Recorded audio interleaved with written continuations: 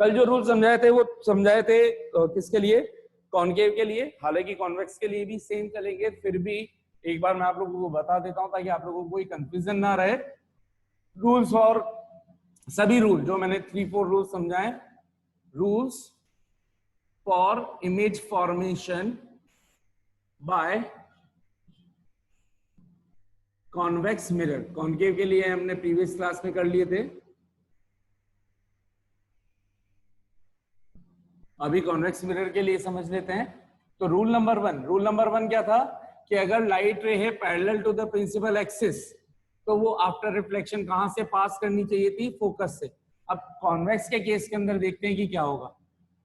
तो कॉन्वेक्स लिया, no doubt इसका सर्कल इधर की तरफ कंप्लीट होगा या स्फीयर इधर की तरफ बनेगा, तो ये इसका पी पॉइंट, तो यहां पर इसका सी पॉइंट लाई कर रहा होगा, इसका मतलब इसका एफ पॉइंट प्रिंसिपल फोकस इस डायरेक्शन में होगा, पॉलिश्ड सरफेस के पीछे की तरफ। इससे क्या पता चला, और हमें यह पता है कि लाइट रे हमेशा कहां पे फॉल होती है, ऑन द रिफ्लेक्टिंग सरफेस। तो ये है हमारी रिफ्लेक्टिंग सरफेस, और हमें यह भी पता है कि लाइट इस पॉलिश की तरफ रिफ्लेक्टिंग सरफेस से हिट होकर के वापस बाउंड बैक होकर के इधर ही आएगी, इसको पार करके इधर नहीं आ सकती क्योंकि सरफेस को पॉलिश किया है। तो फिर एफ से कैसे पास होगी, तो देखिए यहां पर रूल क्या बोल रहे हैं, रूल अभी भी फॉलो होगा।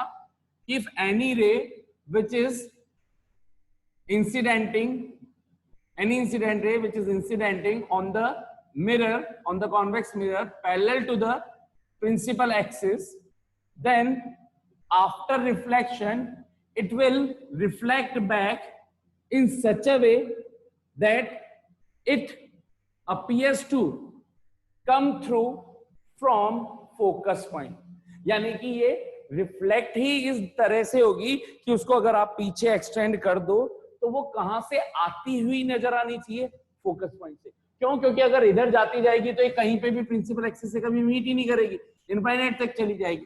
ठीक इसी तरह से मैं लूं यहां पर एक और पैरेलल रे, तो ये रिफ्लेक्ट इस तरीके से होगी कि अगर इसको इधर बढ़ाऊंगा तो ये कहीं पे मीट नहीं करेगी, तो इसका मतलब ये कहां से आती हुई नजर आ रही होगी, या आती हुई नजर आ रही होगी फोकस से। तो कॉन्वेक्स के केस में हम बोलेंगे it appear to come through or if it appear to pass through from focus. So what is rule number 1? Whenever any incident ray which is parallel to the principal axis hit on the convex mirror, it will reflect back in such a way that it should appear to come through or appear to pass through from its focus. Actual में meet नहीं कर रही, लगेगा कि यहां पे meet कर रही है। दूसरी चीज मैंने आपको पहले ही समझा दी थी, जहां भी more than 2 reflected rays will meet, that point will be image point। तो बताइए, आप खुद सोचिए, इधर जा रही है और ये इधर जा रही है, इधर जाकर के तो स्प्रेड हो रही है, तो इधर तो कभी भी मीट नहीं कर रही। इसका मतलब ये मीट कहां होती हुई नजर आ रही है, एक्चुअल में मीट नहीं हो रही, लेकिन ये मीट होती हुई कहां पे दिख रही है, एफ पॉइंट पर। तो ये एफ पॉइंट ही इस सिचुएशन में इसका क्या कहलाएगा, इमेज पॉइंट। अभी उसको आगे भी समझेंगे फिर से, ठीक है। तो रूल नंबर 1 क्लियर हो गया होगा। नेक्स्ट हम बात कर रहे हैं रूल नंबर 2, जो है vice versa rule. Vice versa rule बोले तो रूल नंबर 2 बोलता है कि अगर कोई रे, कॉनकेव के केस में तो था कि अगर कोई रे एफ से पास एक्चुअल में होती तो after reflection it should become parallel. तो इसमें भी यही है, अगर कॉन्वेक्स मिरर बना दें और उसके अंदर कोई भी रे इस तरह से इंसिडेंट हो रही हो कि वो कहां से आती हुई या कहां से पास होती हुई नजर आए फोकस से, तो वो after reflection they all will become parallel to the principal axis। देखिए कैसे,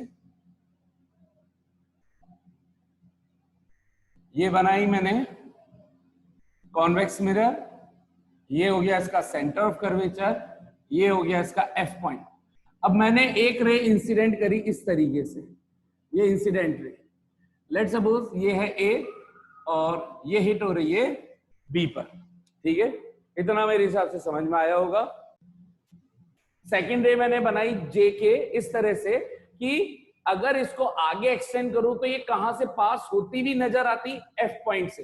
एक्चुअल में जा नहीं रही क्योंकि पॉलिश कर रखी है, तो हम ये बोल रहे हैं कि it is appear to pass through from F point of convex mirror And similarly, AB is also, if I'll extend it in the backward direction polished side, then if it is also appear to pass through focus, then after reflection it should become parallel. So ये जाएगी नहीं, लेकिन अगर ये दिख रहा है कि F से पास हो रही है, तो ये टकरा करके अपने आप को इस तरह से रिफ्लेक्ट बैक करवाएगी कि ये और ये दोनों को समझना, दोनों क्या हो जाए, प्रिंसिपल एक्सिस के क्या बन जाए, parallel. So J K L A B C D A B D, तो बी डी के एल और ये principal axis P Q all will be parallel to each other. So this is the rule number 2. तो rule number 1 तो था कि अगर कोई parallel line है तो वो रिफ्लेक्ट इस तरह से होगी कि रिफ्लेक्ट होने के बाद उनको पीछे एक्सटेंड कर दो तो कहां से पास होती हुई नजर आनी चाहिए, एफ से. यानी कि ये एरो ये बता रहा है कि कहां से आती हुई नजर आनी है, रिफ्लेक्टेड रेस कहां से आती हुई नजर आ जानी चाहिए, एफ से आती हुई नजर आनी चाहिए, एफ से आती हुई नजर आनी चाहिए. इसके अंदर अगर कोई इंसिडेंट रे खुद एफ से पास होती हुई नजर आ रही हो तो वो आफ्टर रिफ्लेक्शन क्या बन जानी चाहिए, parallel to the principal axis. So ये 2 रूल हो गए. Next rule, third rule, rule number 3. Rule number 3 क्या है हमारा, रूल 3 बोलता है कि कॉनकेव में देखा था हमने कि अगर कोई रे सेंटर ऑफ कर्वेचर से पास हो रही हो तो वो वापस अपने पाथ को रिट्रेस करती है. और कल डिटेल में पढ़ा था क्यों करती है, क्योंकि वही जो रेडियस होती है वही नॉर्मल का काम करती है. इस वजह से एंगल आई और angle I between normal and incident ray become 0, retrace करती है. सेम रीजन यहाँ पे भी होगा कि अगर मैं कॉन्वेक्स बना दूं, कॉन्वेक्स मिरर, तो इसका स्फीयर कंप्लीट कर लूं, ये हो गया, ये इसका पोल पॉइंट ले लिया और ये इसका सेंटर पॉइंट हो गया, पोल पॉइंट हो गया और ये इसका एफ पॉइंट हो गया.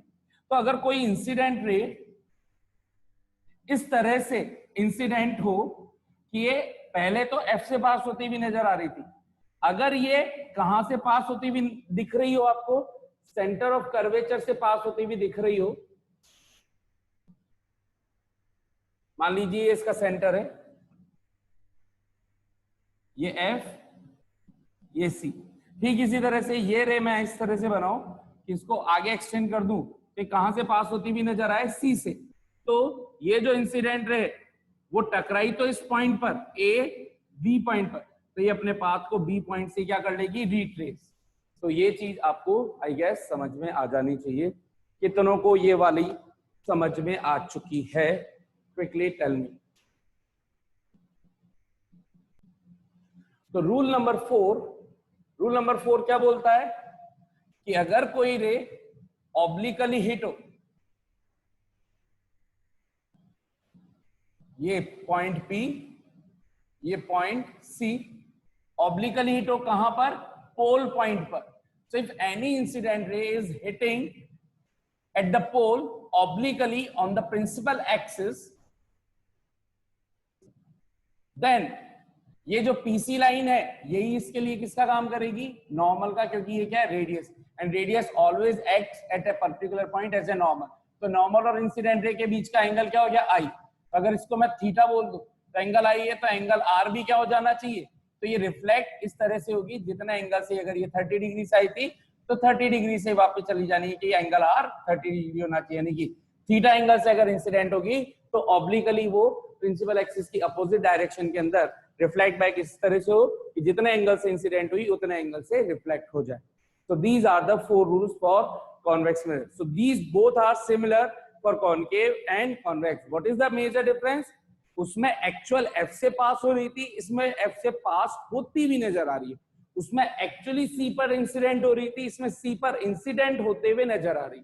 This is the major difference only. ठीक है. So next we are going to start the image formations by concave mirror. ठीक है.